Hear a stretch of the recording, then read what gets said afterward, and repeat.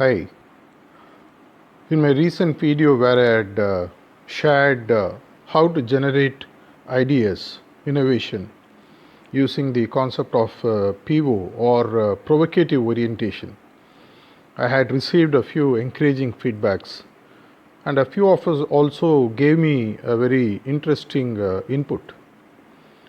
I am not a great positive thinker, and I still believe that I am not capable of innovating. Can you give a better solution than what you actually proposed?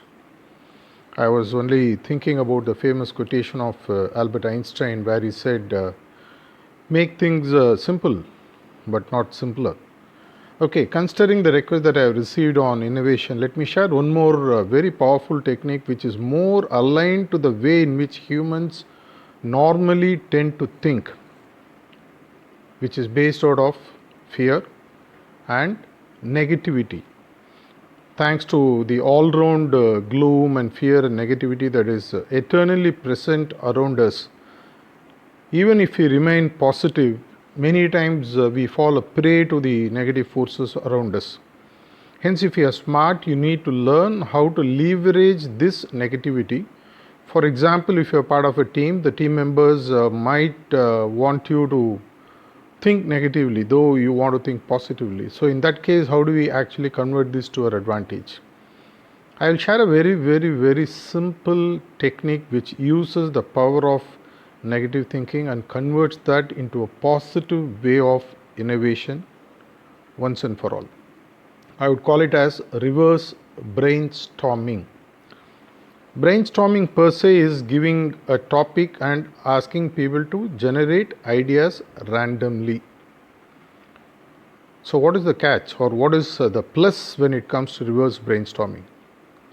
Reverse brainstorming works like if you know a clock and a pendulum, you'll know that the swing goes like this. Imagine one swing is bad, the other swing is good. The one swing it is bad, the other swing is good. We are going to use the same principle, which is where the power of the brain and the mind comes into play.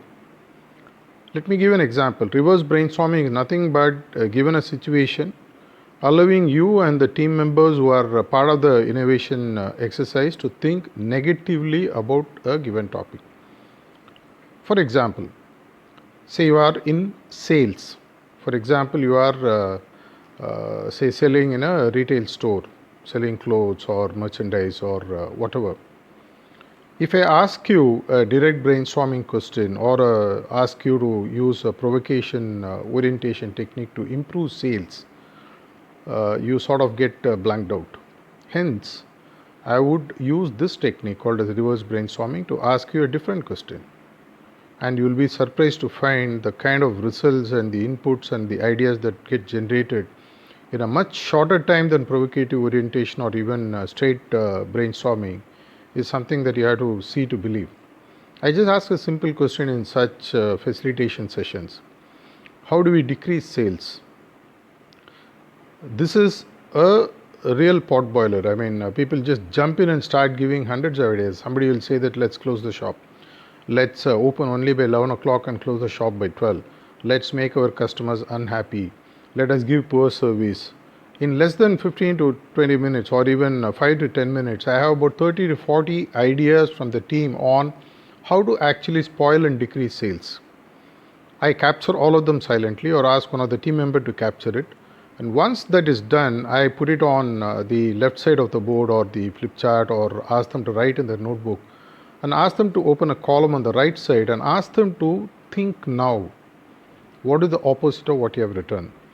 For example, they say, let's give poor quality to customers service wise. So I ask them, what would be the way then for us to give the best quality of service? They say that let's decrease the price or let's increase the price or let's come out with a poor packaging of a product which will make the customer not buy. So I ask them a question, how do I make the packaging better? Now the mind starts working. Now having now found what is the worst situation of decreasing sales, they find out now the opposite because they already have the worst situation. They just have to think the opposite of what would make it work.